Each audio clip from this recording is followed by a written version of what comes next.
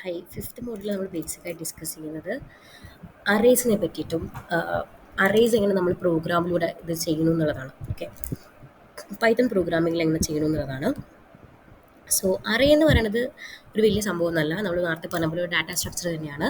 അവിടെ നമ്മുടെ മെയിൻ പ്രത്യേകത എന്ന് പറയുന്നത് same type of data store ചെയ്യാൻ വേണ്ടി നമ്മൾ യൂസ് ചെയ്യുന്ന ഒരു കോൺസെപ്റ്റാണ് അറേ എന്ന് പറയുന്നത്. അതായത് ഒരു കണ്ടിന്യൂസ് മെമ്മറി എന്ന് പറഞ്ഞാൽ കണ്ടിന്യൂസ് ആയിട്ടൊരു മെമ്മറി ലൊക്കേഷനിൽ നമ്മൾ ഇപ്പോൾ ഞാനൊരു സ്ഥലം വാങ്ങിക്കുകയാണ് വിചാരിക്കുക.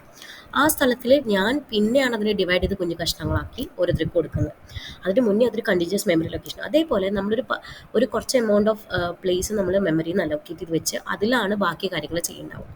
സോ അറേ വർക്ക് ചെയ്യുന്നത് അങ്ങനെയാണ്. ഒരു കണ്ടിന്യൂസ് മെമ്മറി ലൊക്കേഷനിലാണ് ഡാറ്റ സ്റ്റോർ ചെയ്യുന്നത്. അങ്ങനെയായിരിക്കും, ഒരു കണ്ടിന്യൂസ് മെമ്മറി ലൊക്കേഷനിലായിരിക്കും and same type of data ആയിരിക്കും. അതാണ് ഏറ്റവും ഇമ്പോർട്ടൻറ്റ്.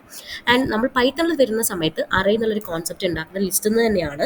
പക്ഷേ അത് ഒരുപാട് ന്യൂമറിക്കൽ ആയിട്ടുള്ള മാത്തമാറ്റിക്കൽ ഓപ്പറേഷൻസ് സപ്പോർട്ട് ചെയ്യുന്ന ഒരു കോൺസെപ്റ്റ് ആയിട്ട് മാറി. അത് സപ്പോർട്ട് ചെയ്യാൻ വേണ്ടി നമ്മൾ കൊണ്ടുവന്ന ഒരു മോഡ്യൂളാണ് നംപൈ, ന്യൂമറിക്കൽ പൈത്തൺ. ഓക്കെ, നംപൈയുടെ ഫുൾ ഫോം എന്ന് പറയുന്നത് ന്യൂമറിക്കൽ പൈത്തൺ ആണ്.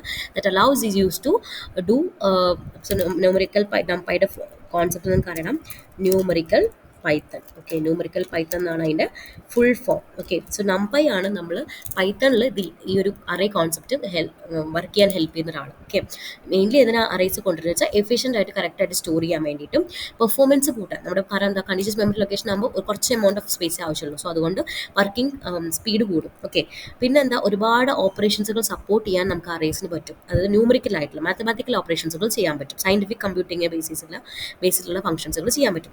ഒരുപാട് ന്യൂമറിക്കൽ ബേസിസുള്ള ലൈബ്രറീസ് ഓൾറെഡി എഴുതി വെച്ചിട്ടുണ്ട്. ജസ്റ്റ് നമ്മൾ നമ്മുടെ പ്രോഗ്രാമിലേക്ക് യൂസ് ചെയ്താൽ മാത്രം മതി. നിങ്ങൾക്ക് ആദ്യം അറിയേണ്ട വ്യത്യാസം എന്ന് പറഞ്ഞാൽ ഒരു നംപൈയും അറേയും തമ്മിൽ ലിസ്റ്റും തമ്മിലുള്ള ഡിഫറൻസ് ആണ്. നംപൈ അറേ എന്ന് പറയുന്നത് എപ്പോഴും ഹോമോജീനസ് ആണ്. അത് എല്ലാ എലമെന്റ്സും ഒരേ ടൈപ്പ് ആയിരിക്കും. നിങ്ങൾക്ക് അറിയാം, ലിസ്റ്റിനെ കുറിച്ച് അറിയാം അല്ലേ? ലിസ്റ്റ് എല്ലാം ഡിഫറെൻറ്റ് ടൈപ്പാണ്, ഹെട്രോജീനിയസ് ആണ്. പിന്നെ നംപൈയുടെ അറേ എന്ന് പറയുന്നത് ഒരു ഫിക്സഡ് സൈസ് ആയിരിക്കും, അത് മാറ്റങ്ങൾ വരില്ല. ലിസ്റ്റ് അങ്ങനെയാണോ? ലിസ്റ്റ് അല്ല, ലിസ്റ്റ് മ്യൂട്ടബിൾ ആണ്, ചേഞ്ച് ചെയ്തുകൊണ്ടേയിരിക്കാം. അപ്പോൾ അതുകൊണ്ട് ഡൈനാമിക് സൈസിലായിരിക്കും. മെമ്മറി എഫിഷ്യൻസി അപ്പോൾ എന്തായിരിക്കും? ഫിക്സഡ് ആയതുകൊണ്ട് മെമ്മറി എഫിഷ്യൻസി എന്തായാലും കൂടുതലായിരിക്കും കമ്പയർഡ് ടു ദ ലിസ്റ്റ് അല്ലേ? പെർഫോമൻസ് വൈസ് നോക്കുകയാണെങ്കിൽ ഫിക്സഡ് സൈസ് ആയതുകൊണ്ട് മെമ്മറി യൂസേജ് കുറവാണ്. മെമ്മറി യൂസേജ് കുറവായിരിക്കുന്ന സ്പീഡ് കൂടിക്കുന്ന പെർഫോമൻസ് എന്തായാലും അതാണോ പെർഫോമൻസ് എന്ന് പറയുന്നത്. സോ ഓട്ടോമാറ്റിക്കലി ലിസ്റ്റിൽ അത് കുറവായിരിക്കും. ഫംഗ്ഷനാലിറ്റി വെച്ച് നോക്കുകയാണെങ്കിൽ ഒരുപാട് wide range of mathematical operation support ചെയ്യുന്ന ഒരാളാണ് നംപൈ എന്ന് പറയുന്നത്. മറ്റേ ലിസ്റ്റ് ആണെങ്കിലോ ലിമിറ്റഡ് ആയിട്ടുള്ള കാര്യങ്ങൾ മാത്രമേ ചെയ്യാൻ പറ്റുള്ളൂ. ഒരു കുഞ്ഞ് ലിസ്റ്റിൻ്റെ ഉള്ളിൽ കുറേ കാര്യങ്ങൾ ചെയ്യാം, പക്ഷേ അതല്ലാണ്ട് ഒരുപാട് കാര്യങ്ങൾ നമുക്ക് ഫോളോ ചെയ്യാൻ പറ്റില്ല. മൾട്ടി ഡയമെൻഷണൽ കോൺസെപ്റ്റ് സപ്പോർട്ട് ചെയ്യാൻ നമ്മുടെ നംപൈക്ക് ഭയങ്കര എഫിഷ്യൻസിയാണ്. പക്ഷേ ലിസ്റ്റിൽ അത് ബുദ്ധിമുട്ടാണ്, കൺഫ്യൂസിങ് പാർട്ടായിട്ടുണ്ടാവും.